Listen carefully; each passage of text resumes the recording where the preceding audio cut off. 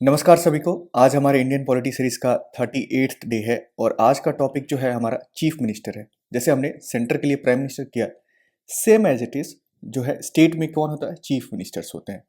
In total 28 states हैं, तो वहाँ के चीफ मिनिस्टर और उनके प्रोविजन में, तो जैसे हमने जिस भी जगह पे प्राइम मिनिस्टर का जिक्र किया है और उनका रिलेशन प्रेसिडेंट से, काउंसिल ऑफ मिनिस्टर से, सारी चीज़ें, तो बस प्राइम मिनिस्टर की जगह चीफ मिनिस्टर हो जाएगा और प्रेसिडेंट की जगह गवर्नर हो जाएगा स्टेट के मैटर में। तो स्टार्ट करते हैं। Chief minister parliamentary form of government है, तो उसमें क्या है कि जो गवर्नर होते हैं स्टेट में वो क्या है, नॉमिनल एग्जीक्यूटिव है, दैट इज डी ज्यूरी। लेकिन चीफ मिनिस्टर जो है वो क्या है, रियल एग्जीक्यूटिव, मतलब रियल पावर जो वेस्टेड है वो किसके पास है, चीफ मिनिस्टर के पास है। But nominal, constitutional, titular power जो है ये किसके पास है, गवर्नर के पास है। ठीक है, तो इनको डी फैक्टो एग्जीक्यूटिव भी कहा जाता है, किसको, चीफ मिनिस्टर को। दूसरा, गवर्नर को हेड ऑफ स्टेट कहते हैं, जैसे हम प्रेसिडेंट को कहते थे हेड ऑफ स्टेट, वैसे ही जैसे प्राइम मिनिस्टर को हेड ऑफ गवर्नमेंट कहते थे, वैसे ही चीफ मिनिस्टर को हम हेड ऑफ गवर्नमेंट कहते हैं। तो ये कुछ बेसिक डिफरेंसेस जो है आपको ध्यान रखना है। संविधान में सीधा अपॉइंटमेंट की बात हुई है चीफ मिनिस्टर की, और कोई प्रोविजन नहीं है, स्पेशल प्रोविजन या फिर सिलेक्शन का प्रोसीजर नहीं बताया गया कि चीफ मिनिस्टर को कैसे अपॉइंट किया जाएगा। सीधा सीधी आर्टिकल 164 ऑफ इंडियन कॉन्स्टिट्यूशन, जैसे हमने वहां पे देखा था 75 ऑफ इंडियन कॉन्स्टिट्यूशन, तो 75 प्लस 89 का प्रोविजन जो हो जाएगा किसके साथ हो जाएगा, चीफ मिनिस्टर के लिए। आर्टिकल 164 में यह कहा गया है कि चीफ मिनिस्टर यानी कि CM shall be appointed by the head of the state, that is governor. इसका यह भी मतलब नहीं हुआ कि गवर्नर जो है किसी को भी अपॉइंट कर दे एज ए चीफ मिनिस्टर, नहीं। कन्वेंशन ये है पार्लियामेंट्री सिस्टम ऑफ गवर्नमेंट में कि गवर्नर उन्हीं को अपॉइंट करेगा, the leader of majority party, क्योंकि डायरेक्ट इलेक्शन से सिलेक्ट होते हैं हमारे सीएम।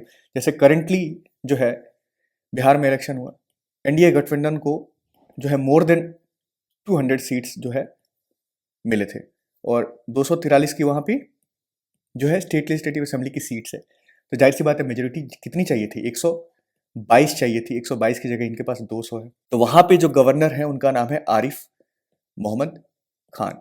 तो उन्होंने किसको अपॉइंट किया, the leader of largest majority party, that is Nitish Kumar. तो ये ध्यान रखिएगा।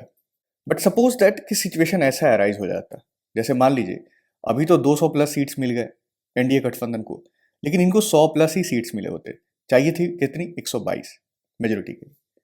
इस केस में जब 100 प्लस सीट्स मिले यानी कि 102 सीट मिले होंगे मान लीजिए, यहां पे गवर्नर जो है क्या यूज करते हैं, गवर्नर अपना डिस्क्रिशन यूज करते हैं। डिस्क्रिशन मतलब कि इनके पास अब पर्सनल चॉइस होता है, किसके लिए, for the selection and appointment of CM.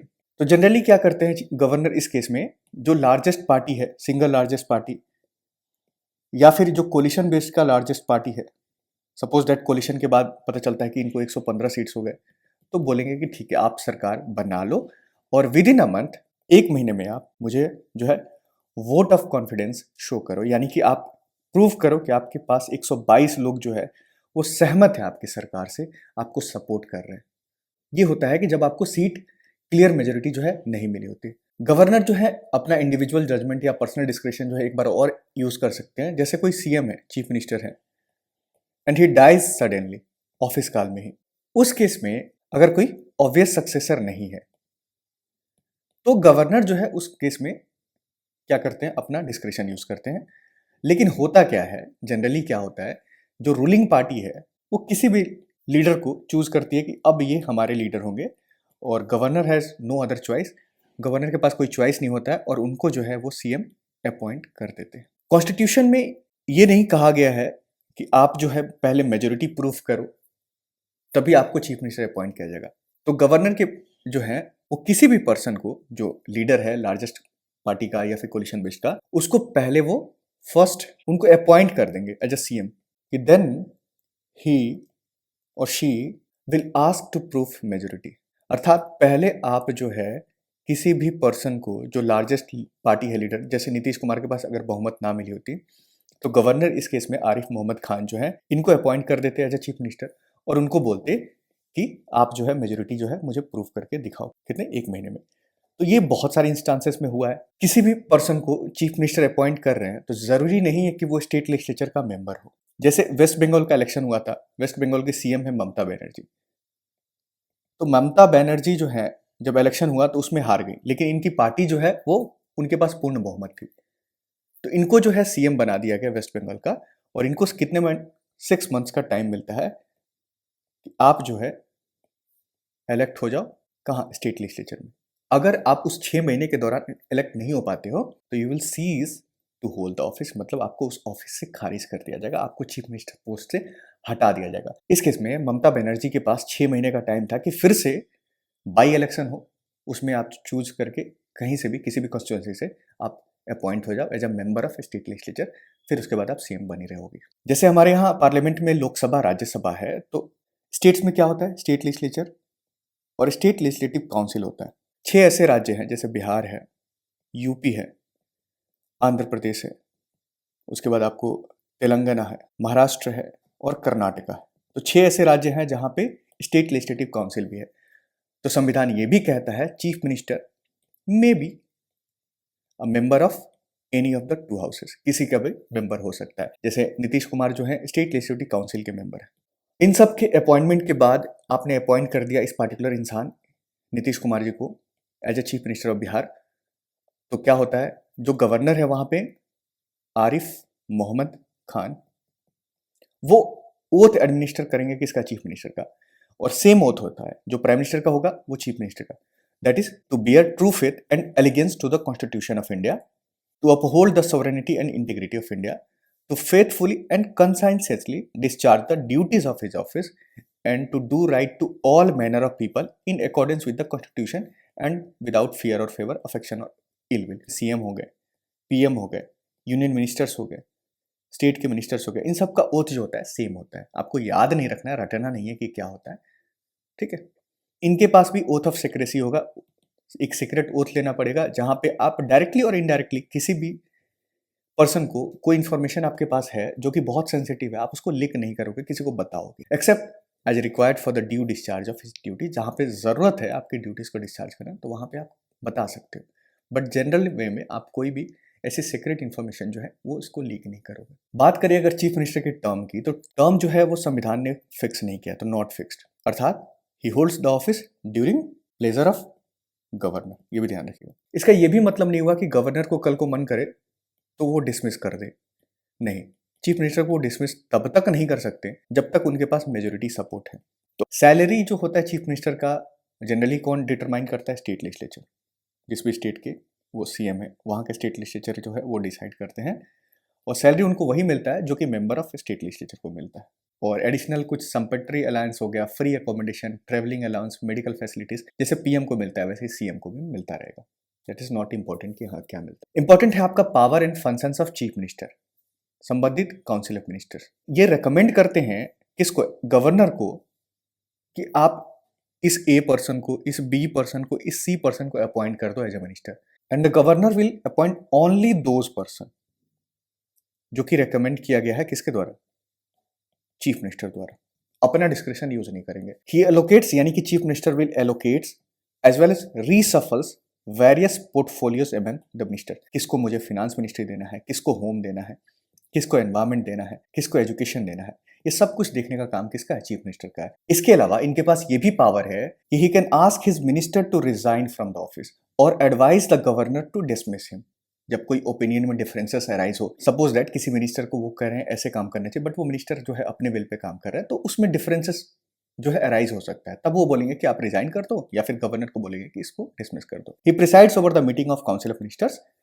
He guides, directs, control, coordinates the activities of all the minister. He can bring about the collapse of the council of minister by resigning from office.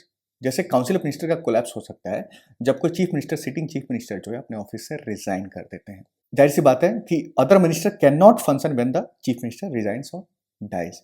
लेकिन suppose that कोई minister है, defence minister है या फिर home minister है, उन्होंने resign कर दिया, तो क्या होगा? उस केस में भी डिसॉल्व होगा काउंसिल ऑफ मिनिस्टर? नहीं। The moment chief minister dies और रिजाइन, ये ऑटोमेटिक डिसॉल्व हो जाता है काउंसिल ऑफ मिनिस्टर।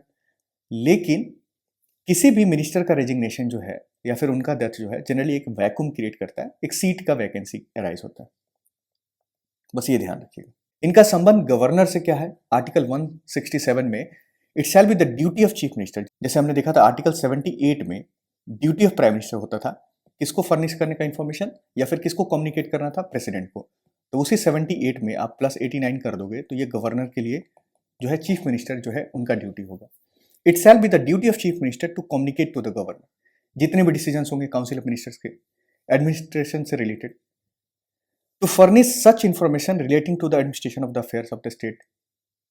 जब गवर्नर बुला रहे हैं कि मुझे बताओ, तो बताना पड़ेगा किसको, चीफ मिनिस्टर को। ये भी ड्यूटी है चीफ मिनिस्टर का, कर्तव्य है, if the governor so requires to submit for the consideration of council of minister any matter on which a decision has been taken by the minister but which has not been considered by the council. तो ये सारी चीजें, कभी कभी state में क्या चल रहा है क्या नहीं चल रहा है, इन सब चीजों के इन्फॉर्मेशन जानने के लिए गवर्नर अगर कल को बुलाते हैं, जैसे आरिफ मोहम्मद खान कल को नीतीश कुमार जी को बुलाते हैं, तो नीतीश कुमार को जाना पड़ेगा, उनको बताना पड़ेगा। ही एडवाइजेस, यानी who, the CM advises the governor with regard to the appointment of important officials like advocate general, जैसे अटॉर्नी जनरल देखा था हमने वहाँ पे, chairman and members of state public service commission जहाँ पे यूपीएससी देखा था, स्टेट इलेक्शन कमिश्नर, ये जो है पंचायती राज के इलेक्शन में ये लोग एक्टिव होते हैं, state election commissioner. Chief minister का संबंध जो है स्टेट लेजिस्लेचर से क्या होगा? चीफ मिनिस्टर जो होते हैं लीडर ऑफ द हाउस होते हैं, यानी लीडर ऑफ स्टेट लेजिस्लेचर, उनके पास क्या पावर होंगे? He advises the governor with regard to summoning, मतलब कि बैठक बुलाना हो, बैठक को स्थगित करना हो, प्रोरोग करना हो, तो ये सब जो है गवर्नर को एडवाइस करते हैं कि आप समन करो या फिर प्रोरोग करो। He can recommend dissolution of legislative assembly to governor at any time, कभी भी। He announces government policies on the floor of the house, government क्या क्या काम करने वाली है, सारी चीजें, ये सब कुछ अनाउंस करने का काम जो है सीएम को दिया गया, चीफ मिनिस्टर को। तो जो भी प्रोविजन हमने वहां पे देखा प्राइम मिनिस्टर से रिलेटेड और जो भी आर्टिकल्स उससे संबंधित देखा, उसमें 89 आपको ऐड कर देना है, वो सब कुछ सीएम से संबंधित हो जाएंगे। आपने पीएम वाला टॉपिक नहीं किया, डायरेक्टली सीएम पे आया हो, तो पहले जाके पीएम का टॉपिक करके आओ, फिर आपको ज़्यादा आसान लगेगा ये पढ़ने में, क्योंकि वहाँ पे थोड़ा डिटेल में है बट यहाँ पे थोड़ा फास्ट है हम लोग, ठीक है। तो यहाँ पे ये टॉपिक जो है आज का हम यही एंड करते हैं, और ये थीम है हमारा अशोका ट्री का, दैट इज शिक्षा या तो मुफ्त होनी चाहिए या न्यूनतम लागत पर होनी चाहिए, और इस पर हम काम करते रहेंगे। टाटा, सी यू।